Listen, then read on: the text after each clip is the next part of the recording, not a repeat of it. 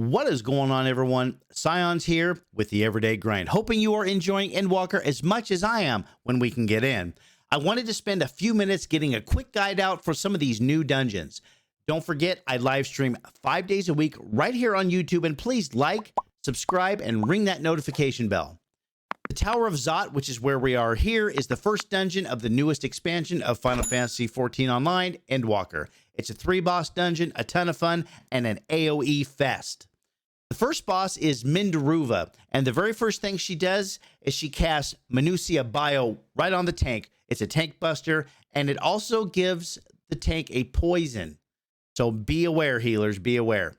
She will periodically cast an AoE spell called Minutia Blizzard. This will put pie slices on the floor for everyone to avoid. Simply sidestep it, and you're good. Next, she'll usually cast another AoE called Minutia Fire right after that, which covers the entire room except the immediate area around her. Use your dungeon awareness, step in close, avoid that damage. Watch out for Minutia Thunder, which will spawn right under your feet. All you have to do is run just out of its reach. You're good. She will also cast Minutia Bio 3, which will cover half of the room in damage. Just run to the side that doesn't have the area of effect color on the ground. As the fight progresses, these spells will mutate and be cast increasingly faster, so be on your guard as you close in for the kill. Avoid all these, and it's a win. The next boss is Sandarova. She's much easier than the first boss. The first thing she does is cast a tank buster when she's pulled called Itzevia City, and right after that cast Prapti City, which is a quick casted line of AoE attacks at each player. Avoid these. Very first mechanic, pretty simple. Watch out for Minutia Berserk. 5 orbs spawn together in a specific space in the encounter area, not always in the same spot. Run all the way to the opposite side of the room, hug that side before she casts Explosive Force and detonates all of those circles. Lots of damage there.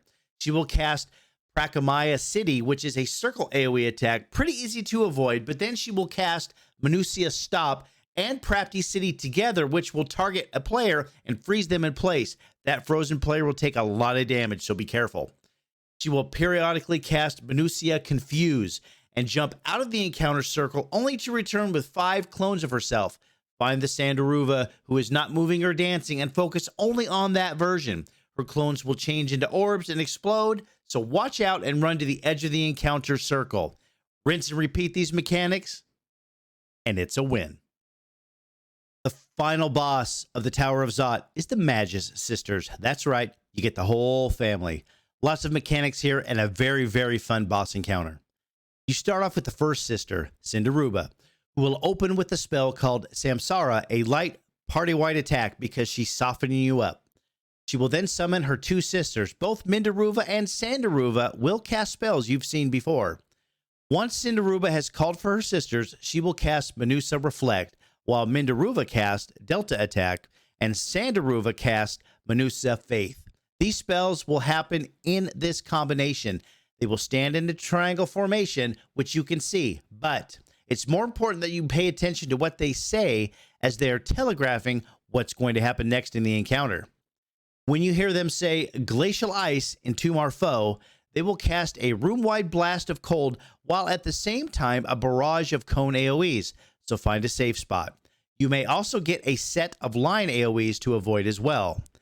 When you hear Thunderous Tempest, Smite Our Foe, the encounter area will fill up with AoE circles, and one player will get a stack marker, a great spot for some personal defensive cooldowns as you may have to stack inside of an AoE damage attack.